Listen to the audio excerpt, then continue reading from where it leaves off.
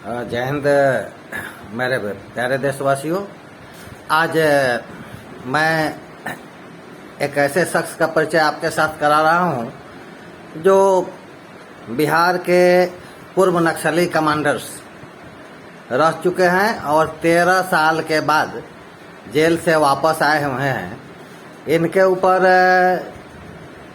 60 murder case के अलावा 27 थानों का हथियार लूटने का मामला दर्ज किया गया है विभिन्न थानों में। तो मैं इसी बारे में इनसे पूछना चाहता हूं कि आप अभी जो मूल धारा में आ गए हैं और आपने जो आपके ऊपर जो एक क्लेम है उसके बारे में आप क्या कहना चाहेंगे? आप जरा बताइए, आप अपना परिचय दीजिए। ये हैं जय मंगल ठाकुर उर्फ शिवाजी। आप अपना परिचय दीजिए। मेरा नाम जय मंगल ठाकुर हुआ उर्फ शिवाजी। मैं बिहार का वासी हूँ।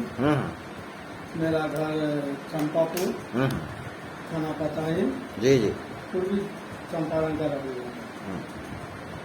आप क्या पूछना चाहते हैं? हाँ, हम पूछना चाहते हैं कि ये जो एक रिपोर्ट है कि आपके ऊपर सिर्फ पूर्वी चंपारण में जो मेरे पास अभी एक कागज पड़ा हुआ है, केसों का लिस्ट है, उसमें आपके ऊपर 16 केस हैं जिसमें लगभग सभी मर्डर केस हैं। ये देखिए, ये आपका मैं बता दूं आपको, ये आपका जो केस है FIR नंबर 56/1 मधुबन का है। ये आपका FIR 29/2 है। FIR 23/1 है। ठीक है। और ये पकड़ी दयाल का है कोई केस आपका। एक कुल मिलाकर के ये जो नंबरिंग है जो आप केसों का देख रहे हैं, ये इसमें ये सब जो धाराएं लगी हुई है उसमें एक्सप्लोसिव केसेस, देखिए एक्सप्लोसिव केसेस, मर्डर, इसके अलावा है कि rotating with deadly arms, deadly weapons, और अगेन ये जितने सब ये धारा लगा हुआ है आपके ऊपर, तो क्या इसमें आप शामिल थे क्या? जी देखिए, ऐसा हो तो पार्टी का कार्रवाई है। अच्छा जी। आप रहे नहीं रहे, लेकिन पार्टी का कार्रवाई है तो निश्चित रूप से तो नाम लोग भेजे देते हैं। किसी न किसी रूप में वो अपना उसका खाका निकालते हैं तो फिर नाम जोड़ते हैं। अच्छा, तीसरा सबसे अहम बात मैं आपसे पूछना चाहता हूँ, आपको तो जेल में भी आपको दादा के नाम से आप प्रचलित हैं और इस क्षेत्र में आप क्या जोनल कमांडर के पद पर, शायद जोनल कमांडर के पद पर थे पूर्व में आप? जी। अच्छा, जोनल कमांडर किस क्षेत्र के? जी। ये आपका उत्तरी बिहार का है? जी। तो आप उत्तरी बिहार जोनल कमांडर के पूर्व में नक्सली मीन्स भाकपा माओवादी के कमांडर रह चुके हैं, जो अब मूल धारा में लौट करके समाज की सेवा कर रहे हैं और ये समाज के बारे में ये क्या क्या ये आगे अपना काम करेंगे, इसके लिए हमसे बात करने के लिए एग्री हो गए हैं। तो आज मेरे साथ जय मंगल जी का बहुत बहुत स्वागत है। इसके आगे मैं आपसे पूछूंगा कि आप बताइए कि पुलिस वाले भी तो गरीब का बेटा होता है, फिर और एक जो नक्सली हथियारबंद है वो भी गरीब का बेटा है, तो फिर दोनों आपस में क्यों लड़ते हैं? देखिए, वो भी एक बड़का ही लोग है, वो भी बड़का ही लोग है। फर्क इतना है कि हम भी गरीबों का मतलब सहारा करते हैं। जो उस पर जुल्म अत्याचार होता है उसके लिए ही हम लोग संगठन को ताकि उस पर कोई मतलब जुल्म नहीं करे। वो लोग भी कहते हैं कि हम गरीब का ही मतलब रक्षक है। तो वो तो गरीब भाई है, गरीब का बेटा सिपाही होते हैं, दरोगा होते हैं, इंस्पेक्टर होते हैं, उससे आगे तो नहीं बन पाते हैं, तो कोई ऐसा है कि बन जाते हैं। लेकिन ऊपर भी देखिए तो वही लोग का लड़का लोग बड़ा बड़ा पद लिए हुए, तो वो तो किसका, कौन सा, किन लोगों का लड़का लोग? जैसे जमींदार का लड़का हो, हुआ। हाँ वो लोग बड़े पद पर हैं, और जो गरीब के बेटे हैं ज्यादा से ज्यादा इंस्पेक्टर बन पाते हैं, आपका कहना है। जी जी। लेकिन लड़ाई का मुख्य कारण क्या है कि वो जमींदार बीच में आ जाते हैं, है ना। जी। उनको बचाने के लिए, जब जमींदारों को बचाने के लिए पुलिस वर्ग हथियार के साथ सामने आ जाता है, तो आप लोगों को मजबूरन आप लोगों को मुठभेड़ करना पड़ता था। क्योंकि यही उनको बात। भेजा जाता है। अच्छा अगर अच्छा। वो भी गरीब का हाँ, बेटा- क्योंकि उनको तो पेमेंट लेना है, जी, जी। हमारे भाइयों को तो वो मजबूरी है, मजबूरी में वो तो उनको तो हम- करना पड़ेगा, वी हैव टू डू दोनों भाई जो भी आपस में लड़ है, जाते चाहे हैं। फौजी हो, चाहे वो सीआरपीएफ हो, चाहे किसी भी वर्ग के लोग हो। जी, जी। तो अच्छा ये बताइए कि अभी आप बिहार में बोल रहे थे कि आप एक पार्टी का गठन करने जा रहे हैं। इसके पहले मैं आपसे कहना चाहूंगा कि एक रिपोर्ट आया था एक डीएसपी का कि 52 खतरनाक एमसीसी कैडरों के आप सरदार हैं, जिसके पास 300 से ज्यादा हथियार हैं। इस रिपोर्ट के बारे में आपका क्या कहना है? जो तो हथियार रहेगा ही, हथियार नहीं रहेगा तो सुरक्षा नहीं कर पाएंगे। ये कोई भी इस देश को या राज को चलाने के लिए हथियार का ही जरूरत होता है। ये सरकार जो बनी है वो बिना हथियार का तो हुकूमत नहीं करता। कहने का मतलब कि कोई भी वर्ग हो, जमींदार हो तो बंदूक रखता है, अगर गुंडा है तो हथियार के बल पर अपना शासन कर रखा है, सरकार है तो सत्ता भी किसी किसी ने बोला है कि बंदूक की नली से निकलती है। जैसे चाइना में इस प्रकार का है। तो आप सत्ता का जन्म ही हुआ है बंदूक के नाम से। अच्छा अच्छा, जो सत्ता का चलाना चाहते हैं वो बिना बंदूक के सत्ता नहीं चलेगा, किसी भी पार्टी पर। लेकिन आप हाईलाइटेड तब है जब मधुबन कांड हुआ, मधुबन धमाका हुआ, और उसमें आप का नाम बड़े ही जोर शोर से उछाल पर आया। उस बारे में आप क्या कहना चाहेंगे? ये कब हुआ, क्यों हुआ, क्या किसी प्रकार का दमन अत्याचार किसी ने किया, या क्या व्यवस्था थी उस क्षेत्र की कि उस क्षेत्र के हजारों लोग सड़कों पर आकर के आपका साथ देने के लिए राजी हो गए?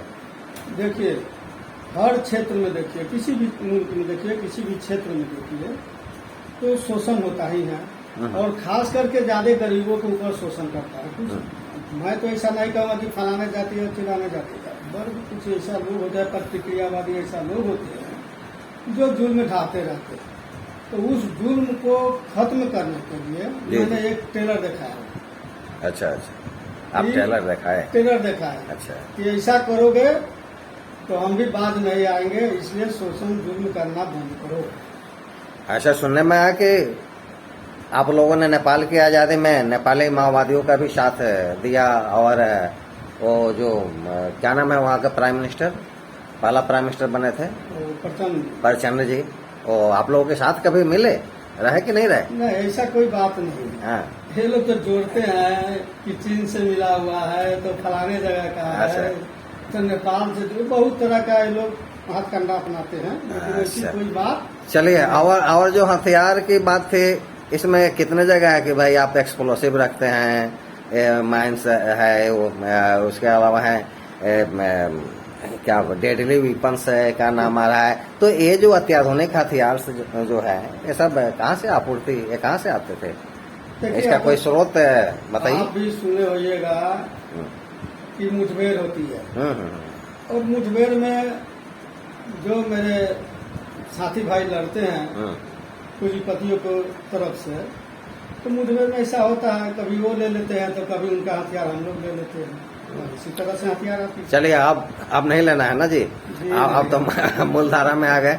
अब बताइए कि बिहार में जो आप पार्टी का गठन करने जा रहे हैं, तो इसमें आपके और भी साथी आना चाहेंगे, बहुत से साथी होगा जो मूलधारा में लौटना चाहता होगा। तो आप बिहार के लोगों के लिए, मूल रूप से विद्यार्थियों के लिए, और मूल रूप से आप तो मजदूरों का बहुत बड़ा समर्थक हैं, भ्रष्टाचारियों के खिलाफ आप लड़ाई लड़ते हैं।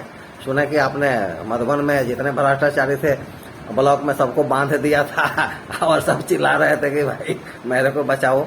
तो इस प्रकार का लोकतंत्र में अगर आपको कभी आप आते हैं लोकतंत्र में, इस प्रकार तो क्या कहें, क्या विद्यार्थियों के लिए, मजदूरों के लिए, किसानों के लिए क्या करेंगे? भ्रष्टाचारी लोग को भी हम लोग खिलाफ लेते हैं। और जब इसमें हम राजनीतिक तौर में इसमें आ रहे हैं, इसमें जुड़ रहे हैं, तो उसी के खिलाफ हम लड़ेंगे। जी जी। किसान मजदूरों का भी क्या क्या समस्या है जी। वो तो आम लोग भी देख रहे हैं, आप भी देख रहे हैं। तो उस समस्या को भी हम समाधान करेंगे। और समस्या ऐसा है कि नाखून से लेकर और टिप तक समस्या ही समस्या है, लेकिन कोई ऐसा माने सरकार नहीं बनी जो मुंह से बोलते हैं और करते नहीं। लेकिन मैं अगर आ जाऊंगा तो किसान मजदूर का जो समस्या है, छात्र लोग का जो समस्या है, तो उसको मैं जरूर दूर करूंगा, मैं वादा करता हूँ। आपका तो शायद क्षेत्र रहा है ये पूरा जो नरकड़िया विधानसभा से लेकर के वाल्मीकि नगर तक का, तो इसमें आपको अगर इलेक्शन लड़ने का मौका मिला तो कहाँ से लड़ना पसंद करेंगे आप, कौन सा क्षेत्र से? हम तो चाहेंगे कि जिस धरती पर हम जन्म लिए तो आपका चिरैया पड़ता है मकान? जी, मेरा तो चिरैया विधानसभा में है। अच्छा अच्छा, ठीक है। लड़ेंगे तो नरकटिया विधानसभा। तो क्या बच्चों के लिए क्या कीजिएगा, उनके नौकरी के लिए? जो स्कूल में आते हैं, नहीं, वो जो स्टूडेंट पढ़ करके पास होते हैं उनको तो नौकरी की जरूरत है। देखिए, जो भी 18 साल के ऊपर, 18 साल के लेकर जो अपना पूरा कर लिए हैं, तो मैं वादा करता हूँ कि जो लोग नहीं करके दिखाए हैं, नहीं किए हैं, उसको मैं करके दिखाऊंगा, नौकरी जरूर दूंगा, जरूर दूंगा। करप्शन को आप कैसे कंट्रोल की, करप्शन और क्राइम को, अपराध को तो कंट्रोल करना पड़ेगा। अभी तो बहुत सा अपराधी बढ़ गया है, दिन दहाड़े डकैती हो रही है, ये बैंक लूटे जा रहे हैं, सड़कों पर पिस्टल लहराए जा रहे हैं। आपने देखा कि पूरे बिहार में क्या बोलते हैं आपको, एक शूट एट ऑर्डर चल रहा है। और अभी कल और परसों हमको लगता है कि हाल ही में वैशाली में भी ये घटना दोहराई गई है। तो इस प्रकार के क्रिमिनलों का क्या उपाय करना चाहिए? देखिए, अभी तो मेरे हाथ में कोई पावर है, ठीक है, नहीं है। अगर पावर आती है तो उस पर भी जरूर हम अंकुश लगाएंगे, एकदम पूर्ण रूप से अंकुश लगा देंगे। जो अपराध को एकदम बंद कर देंगे, एकदम समाप्त के कगार पर। अभी जो आप मूलधारा में आ गए हैं, तो हमारे माननीय प्रधानमंत्री और जोगी जी के बारे में आपके क्या विचार हैं?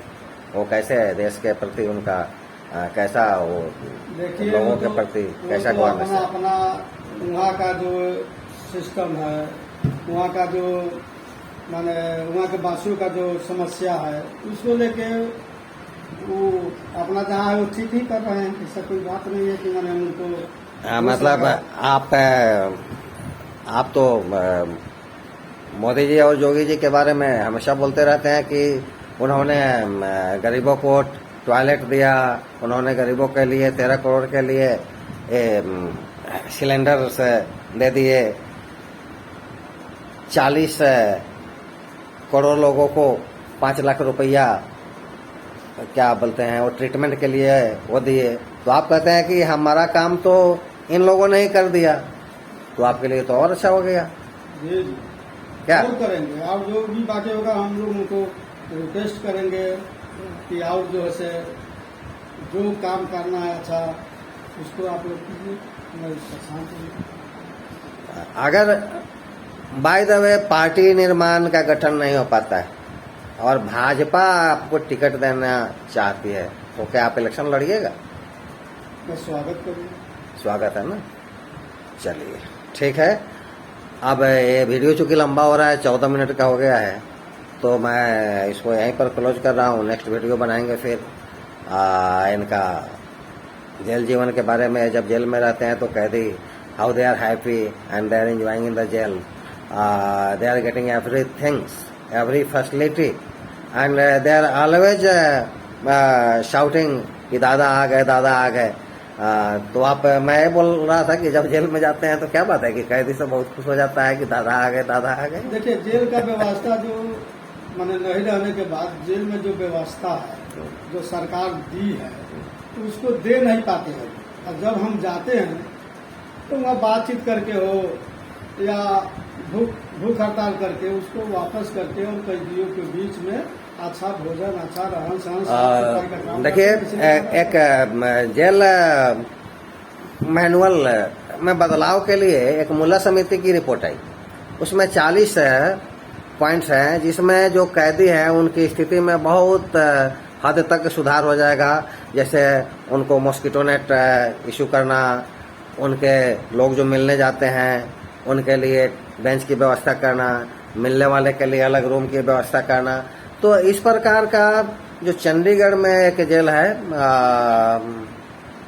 उसमें इस प्रकार की व्यवस्था है। बाकी भारत के जेलों में तो मैं न सुना हूँ और न ही देख पा रहा हूँ।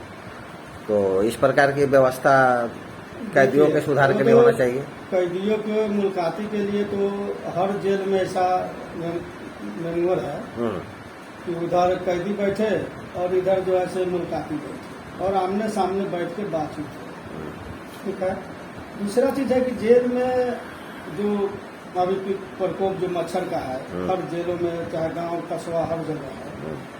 तो मैंने इस पर बातचीत किए थे सुटंडन साहब और जेल आईजी के पास हर जगह मैंने हमने पत्र लिखा था कि मोतिहारी जेल में भी बंदियों के लिए मच्छरदानी चाहिए, मच्छरदानी चाहिए, बढ़िया खाना चाहिए, उनके लिए टॉयलेट की व्यवस्था चाहिए, उनके लिए उनके फैमिली जो मिलने आते हैं they are also human beings. आजकल आप उनके लिए टेलीफोन की व्यवस्था, ये सब जरूरी है जी। तो वो नहीं हो पाया, इसलिए हम लोग कभी कभी उसमें भी भूख हड़ताल पर जाते हैं। उसमें तो कोई चलिए मतलब बहुत कुछ करना बाकी है जी, बहुत अभी करना बाकी है और उसको करेंगे। और मूल रूप से मैं ये कहना चाहूँगा कि अभी इंडिया में कम से कम 1250 पार्टी हैं, फिर भी आपको पार्टी बनाने की जरूरत पड़ रहा है जिसमें आप रोजगार, पार्टी तो बहुत लोग हाँ रोजगार कुछ है, करते कुछ सही बात है, लेकिन हम करके बताएं जिसमें रोजगार मिले, सर्विस मिले और